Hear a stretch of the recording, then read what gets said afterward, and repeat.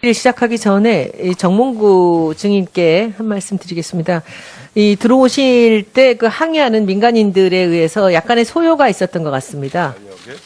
네. 그런데 거기서 현대 수행원들이 부분 조금 민간인들에게 폭행을 했다라는 보도가 나오는데 유감 표시 잠깐 하시면은 좋을 것 같습니다.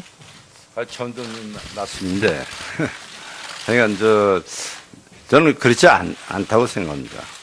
그러니까 한번 좀 알아보겠어요. 알아보고 폭행한 것이 잘못됐다. 그런 일이 있어서는 안 되겠죠. 네. 있다면은 기사가 나오고 있어서요. 동영상까지. 그냥 간단히 유감 표시만 하시면은 뭐 간단하게 넘어갈 그렇죠. 수 있을 것 같은데. 그래서 뭐 어떻게 그냥 사람도 많고 지금 부딪히게 되면 먼저 그 자기에서 사실 사과를 드려야죠. 네. 그게 됐습니다. 당연한 일이죠. 네. 저는 두 번째 질의에서 삼성물산 제일모직의 합병에 반대 의견을 냈던 국내 증권사 대표가 이 반대 의견을 냈다라는 이유로 불이익을 당한 이 사례에 대해서 국민 여러분들께 알려드리고자 합니다. 지금 이 자리에는 당시 국내 증권사 대표였던 그 당사자의 증언을 들으려고 참고인으로 한화증권 전 주진영 대표가 나와 있습니다. 질문을 하겠습니다. 삼성물산 제일모직 합병 당시 국내 증권사 중 유일하게 합병 반대 의견을 내신 걸로 알고 있습니다. 왜 반대하셨습니까? 예, 당시 처음 그 보도가 나왔을 때는 아니 해도 좀 너무 심하다. 보나마나 저렇게 그 과대평가된 제일모직과 과소평가된 삼성물산을 자본시장법의 시행령을 핑계로 합병을 하겠다. 그것은 단지 그냥 물산의 이사들이 안 하겠다고 하면 되는 일인데 시행령 핑계 대면서 합병한다는 것이 너무 기가 막혔는데 국내 언론이나 우리나라에 뭐 발언권이 있는 모든 사람들이 다들 눈을 감거나 아니면 입을 닫거나 아니면 찬동하는 것을 보고 좀 기분이 안 좋았습니다. 근데 이제 증권회사들까지 다들 옹호하는 보고서를 쓰는 걸 보고 한국인으로서 창피했습니다.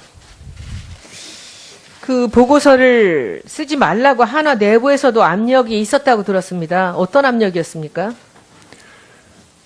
처음 보고서가 나가기 며칠 전에 하나그룹의 경영기획실장인 금춘수 사장이 저를 보자고 만나서 하나그룹과 삼성은 사이도 좋고 앞으로 딜도 많고 그러기 때문에 부정적인 보고서는 쓰지 말아라 얘기를 해서 제가 증권회사 사장한테 그런 것을 부탁하는 것은 부적절하다. 그렇게는 못하겠습니다. 약속 못 드립니다. 이제 얘기를 했고 그러고 난 다음에 그 다음 주 월요일 날 저도 모르는데 이제 어쨌든 월요일 날 보고가 나갔습니다. 1차 보고서. 삼성에서도 당시 압력이 있었습니까? 네, 뭐 삼성그룹에 아는 제 그 지인들로부터 한 4사람에 걸쳐서 전화가 와가지고 처음에는 뭐 의결권을 위임해달라. 저 당시에 이제 저희 회사는 우연하게 삼성물산 주식을 한 39,000주 정도 0.02%밖에 안 갖고 있었는데 그 의결권을 위임해달라라고 전화들이 왔고 그래서 제가 위임하지 않는다고 하니까 그 다음에는 그러면은 찬성해달라라고 전화가 왔고 그것도 이제 부정 안 하겠다고 하니까 정 그럴 거냐라는 식의 얘기들을 들었습니다. 그 다음이 이 삼성물산 합병에 반대를 했던 이유 때문에 하나증권 대표에서 물러나라고 압력을 받았다고 했습니다. 그것에 대해서도 좀 자세히 알려주십시오. 1차 보고서가 나가고 난 다음에 경영기획실장인 금춘 사장이 다시 보자고 해서 한 번은 뭐 그렇다고 치자. 그렇지만 당신 때문에 삼성의 장충기한테서 불평 전화를 들었다. 다시는 더 이상 쓰지 않겠다는 약속을 하라는 말을 계속해서 저한테 얘기를 했고 저는 그 약속은 못 드리겠다라고 했습니다. 그 물러나라고 하는 이유는 무엇이었습니까? 구체적으로 그 이유를 대면서 그 압박을 했습니까? 2차 보고서가 나가고 난 다음에 며칠 후에 삼성생명 당시 대표 이사였던 김현배 부회장께서 직접 그날 아침에 전화를 하시더니 급하게 오셔가지고 두 번째 보고서 나온 것 때문에 구조본에서 굉장히 기분이 격앙돼 있다.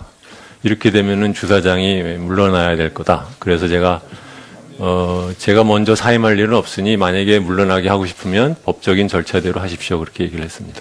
그런데 주식도 얼마 안 됐다면서 왜 한화에서는 이렇게 그 일에 대해서 예민하게 반응을 했을까요? 하나그룹에서는 이제 우리나라 그 재벌들이 다 그렇지만 기본적으로 일종의 이제 조직 폭력배들이 운영하는 방식과 똑같아서 일단 누구라도 한마디 말을 거역하면은 그거를 확실하게 응징을 해야 다른 사람들이 말을 따라간다고 생각하는 그런 논리가 있을 거라고 생각을 합니다. 그래서 이제 물러나야 할 이유를 한사코 말하지 않으면서도 이제 나갈 수도 있다라고 할 때 어떻게 하셨습니까? 김현배 부장께서 오시고 난 그 얘기가 했던 것이 이제 7월 초였는데, 그러고 나서 9월 초에 다시 금춘수 사장이 보자고 해서, 저한테 물러났으면 좋겠다. 그래서 그거는 못하겠다 했더니, 그러면은, 구조본의 재무팀장을 경영총괄 부사장으로 보낼 테니 당신은 임기 때까지 이 선으로 물러나 있어라. 그래서 그것도 제가 그렇게는 안 하겠다라고 얘기를 했습니다. 이제 마지막 질문은 김상조 교수님께 한번 해보겠습니다. 김 교수님은 그 분쟁에 대해서 당시 경향신문에 칼럼을 쓰셨습니다. 당시 사건 보시면서 어떤 생각하셨습니까? 이 합병이 승계와 무관하다는 이재용 증인의 답변에 대해서도 동의하십니까? 간단하게 설명 좀 해주시면 좋겠습니다. 예, 하나그룹에서 참모 조직이 이제 경영기획실인데요. 삼성그룹의 미래전략실과 같은 역할을 하고 있다고 보시면 됩니다. 거기 실장을 하고 있는 금춘수 씨가 주진영 사장에게 물러나라는 얘기를 했다라고 하는 것은 당연히 이것은 회장의 뜻이라고 볼 수밖에 없는 것이고요. 김승현 회장은 이 하나투자증권의 주식을 한 주도 갖고 있지 않을 뿐만 아니라 등기사도 아니었습니다. 그런 분이 상장회사에서 주주의 뜻에 의해서 뽑힌 사장을 물러나라고 이렇게 일방적으로 지시하는 것은 우리나라 기업들의 지배구조가 얼마나 엉망인가라고 하는 것을 보여주는 것이라고 생각을 합니다. 또 한편 삼성물산과 제일모직의 합병이 갖는 의미를 간단하게만 설명을 드리면 제일모직은 과거에 삼성 에버랜드였습니다. 이름이 바뀐 것이죠. 따라서 이재용 부회장이 갖고 있는 재산의 거의 대부분을 그 제일모직의 주식으로 갖고 있었고요. 삼성과 물산은 삼성전자와 삼성생명의 주식을 많이 갖고 있는 그룹의 지주회사였습니다. 따라서 이 두 회사의 합병은 이재용 부회장의 어떤 재산을 그룹 전체의 사실상 지주회사의 주식으로 바꾸는 삼성그룹의 3세 승계 과정에 완성지는 아니지만 거기로 가기 위한 굉장히 중요한 어떤 과정이었다고 생각이 됩니다. 예, 수고했습니다. 다음은 새누리당 최교일 의원님 질의해 주십시오. 예, 영주문경 예천의 최교일 의원입니다. 금일 출석한 기업 총수 증인분들은 이미 검찰 조사를 받았고 또 오늘 증인으로 출석을 했고 또 앞으로 특별 검사 수사를 받을 수도 있습니다. 또한 향후 재판 과정에서는 증인으로 출석해야 하는 경우도 생길 수가 있습니다. 본인들은 가혹하다는 생각이 있을 수도 있겠지만 그만큼 국민들의 시각이 곱지 않다 그렇게 감안해 주시기를 바라고 여러 차례 진술이 모순되지 않도록 있는 그대로 진술해 주시기를 당부를 드립니다. 이승철 부회장님 한 번 더 제가 확인을 하겠습니다. 2013년부터 부회장으로 재직을 하셨죠? 네. 그동안에 정부 요청을 받거나 자체적인 결정으로 재단을 설립한 것이 미르재단이 처음인가요? 네, 그런 걸로 기억하고 있습니다. 자체적으로 설립한 적이 없고. 네. 알겠습니다. 우리 김승년 회장님한테 묻겠습니다. 7월 25일 날 대통령을 독대하셨죠? 예. 그 독대 시에 무슨 말씀을 나누었습니까? 주로 경영 전반적인 이야기에 대해서 물어보시고 저는 답변을 해드렸습니다. 재단에 좀 출연을 해달라는 그런 말씀은 없으셨습니까? 그런 얘기는 없었습니다. 그러면 재단에 출연을 해달라는 얘기는 언제 처음 들으셨나요? 제가 직접 들은 게 아니라 저희 실무자한테 그런 연락이 왔던 걸로 알고 있습니다. 그래서 그대로 진행을 하도록 승인을 하신 건가요? 그대로 하라고 그랬습니다. 이 출연금을 내는 과정에서 회사에서는 어떤 과정을 거쳤습니까? 이사회의 의견은 있었나요? 예, 있었습니다. 혹시 회계 처리는 어떻게 하셨는지 기억이 납니까? 그것까지는 기억이 안 납니다. 알겠습니다. 우리 허창수 회장님에게 묻겠습니다. 언제부터 정경영 회장의 6년 전입니다. 언제- 6년 전요. 예. 우리 이승철 부회장께서는 그동안에 정부 요청이나 자체적인 결정으로 재단 설립한 것이 미래가 처음이다. 그 말씀 맞습니까? 예, 맞는 것 같습니다. 우리 허창수 회장님도 대통령과 독대를 하셨나요? 예, 2월 달에 했습니다. 그때는 어떤 말씀을 나눴죠? 그때는 다 뭐 출연금도 우리가 다 내고 나서 이야기니까 앞으로 저희 그룹에 대해서 전반적인 이야기도 하고 한국 산업계 전반적인 이야기를 했습니다. 우리 회장님, 지금 우리나라에 가장 큰 사회적인 문제가 뭐라고 생각하십니까? 소위 말하는 제가 말씀드릴까요? 우리 민생 문제로 제일 지금 힘든 것은 이 저출산 문제, 청년 실업 문제, 이런 것들이 정말 가장 중요한 현안으로 떠오르는 그런 문제라고 생각합니다. 우리 기업에서 물론 기업이 목적이 이윤을 추구하는 것인데 이런 것에 대해서 한번 좀 고민해 본 적이 있으신가요? 예, 뭐 우리가 저출산 문제 해결하기 위해서 기업들이 많이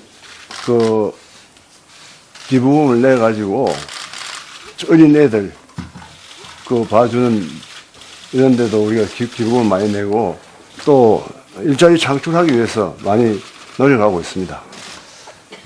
제가 국회의원이 되고 기재위에 있으면서 지금까지 가장 많이 얘기한 것이 이제 저출산 문제. 71년도에 102만 명 출산하던 그런 우리 출생자 수가 금년에 한 40만 명 정도밖에 안 됩니다. 그러면 1년에 60만 명씩 이렇게 인구가 줄어들게 되면 향후 이대로 가면 우리나라가 존립할 수 없는 그런 상황이 됩니다.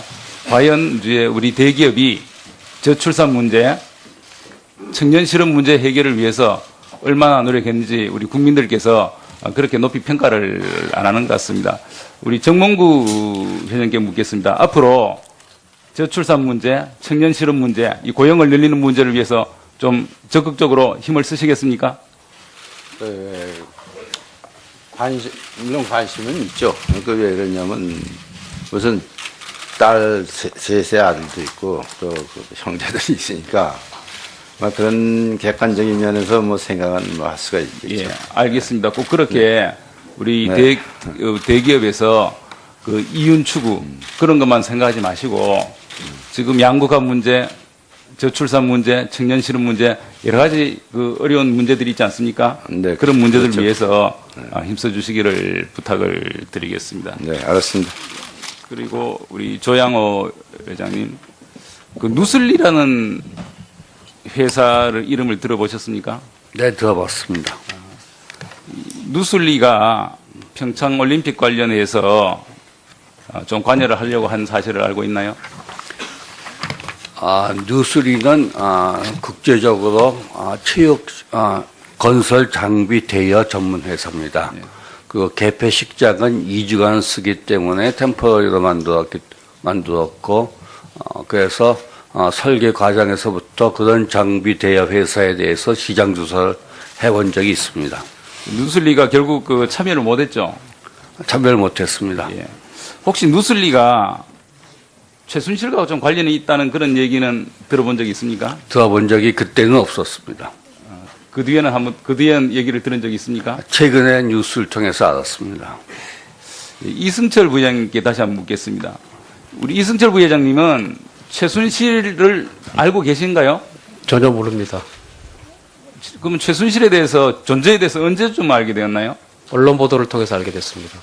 그러면 이 미르 K스포츠 재단 관련해서 최순실이 관여하고 있다는 사실도 전혀 몰랐다.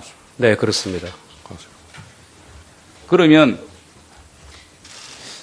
그러면 기사를 보고 신문을 보고 처음 안 것이다.